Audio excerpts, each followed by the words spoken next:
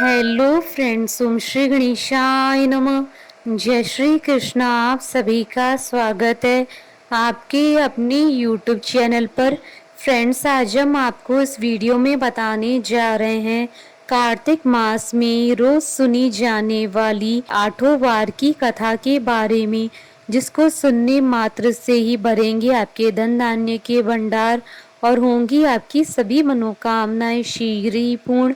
Friends, video शुरू करने से पहले आपसे रिक्वेस्ट है, अगर आप हमारे चैनल पर नए हैं और आपने अभी तक चैनल को सब्सक्राइब नहीं किया है तो प्लीज़ सब्सक्राइब कीजिएगा चैनल को, साथ ही प्रेस कीजिएगा बेल आइकन को, जिससे नए वीडियो से रिलेटेड नोटिफिकेशन आपको तुरंत प्राप्त हो सके।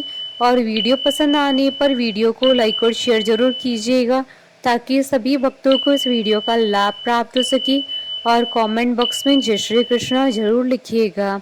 कार्तिक मास महात्मा सभी प्रकार के विघ्नों का नाश करने वाले तथा सारी सृष्टि का पालन करने वाले श्री गणेश जी तथा ज्ञान के दाता देवी श्री सरस्वती जी तथा सब पुराणों के कर्ता श्री व्यास जी तथा श्री गुरुदेव जी की चरण कमलों में नमस्कार करके भगवान की श्रद्धा और भक्ति रस में डूबे हुए कार्तिक मास महात्मा की कहानी कहती हूँ। कार्तिक मास की 10वीं कहानी आरंभ।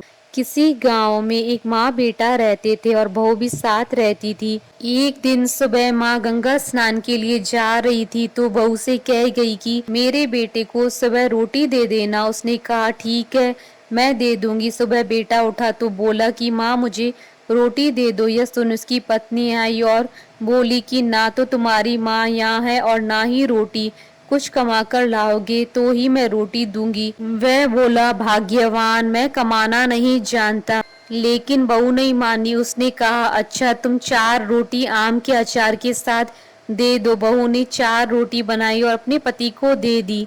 वह रोटी लेकर कुएं की मुंडेर पर आकर बैठ गया और भगवान को याद करने लगा।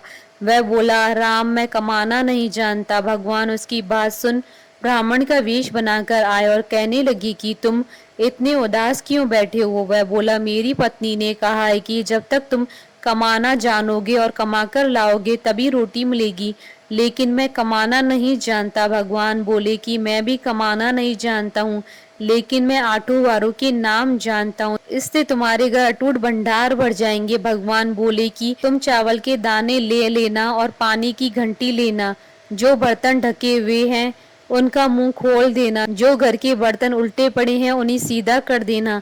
भगवान के रूप में ब्राह्मण ने कथा कही और उसने सुनी। रविवार, सोमवार, मंगलवार, बुधवार, बृहस्पतिवार, शुक्रवार, शनिवार, आठों वारों का आसरा भरियो पियर सासरा। इसके बाद उसके घर में अटूट भंडार होते चले गए। घर पहुंचा तो उसकी पत्नी ने पूछा कि क्या लाए हो। उसने कहा कि आठों वारों का नाम लाया हूँ। पत्नी ने सोचा चलो कुछ तो लाया है। पति फिर बोला कि चावल के दाने और पानी की घंटी ला।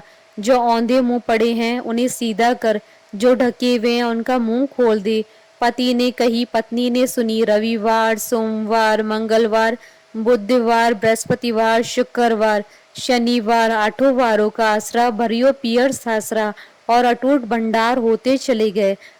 अपनी पत्नी से उसने एक दिन कहा कि मैं बेटी से मिलने जा रहा हूँ। फटे से कपड़े पहन बेटी के यहाँ गया तो बच्चे बोले कि नाना आए हैं, नाना आए हैं। बेटी बोली कि नाना क्या आए हैं, 2 दिन की मुफ्त की रोटियां तोड़ने आए हैं। बेचारा सोचने लगा कि गरीबी सबको कहलवा देती है मुख से।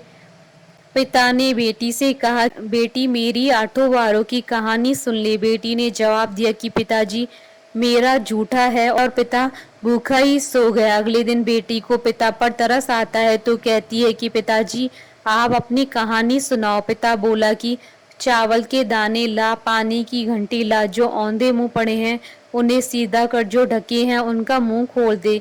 पिता ने कही, बेटी ने सुनी। रविवार, सोमवार, मंगलवार, बुधवार, बृहस्पतिवार, शुक्रवार, शनिवार, आठों वारों का आसरा भरियो पियर सासरा और अटूट भंडार होते चले गए। बेटी टोकरे भर भर कर बांटने लगी।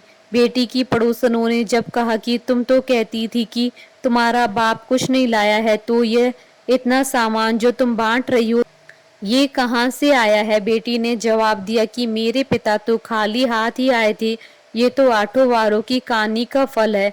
पड़ोसन बोली कि अपने पिता को कहो कि वह हमें भी आठों वारों की कहानी सुना दे। पिता ने कहा कि आज तो मेरा मुंह जूठा हो गया है, लेकिन कल मैं कहानी सुना दूंगा। दूसरे दिन पिता ने बेटी की पड़ोसनों को भी आठों वारों की कहानी सुनाई, जिससे उनके घर भी अटूट भंडार भर गए। जैसे भगवान के वेश में ब्राह्मण की आठों वारों की कहानी से सबके भंडार भर गए, उसी तरह से कहानी कहने वाले और सुनने वालों के भी भंडार भर जाएं। कहानी अधूरी हो तो पूरी करना, पूरी हो तो मान रखना। बोलिए भगवान विष्णु जी की जय, सनातन धर्म की जय। हमारे साथ इस वीडियो में अंत तक बने रहने के लिए आपका धन्यवाद। ओम श्री गणेशाय नमः। जय श्री कृष्णा।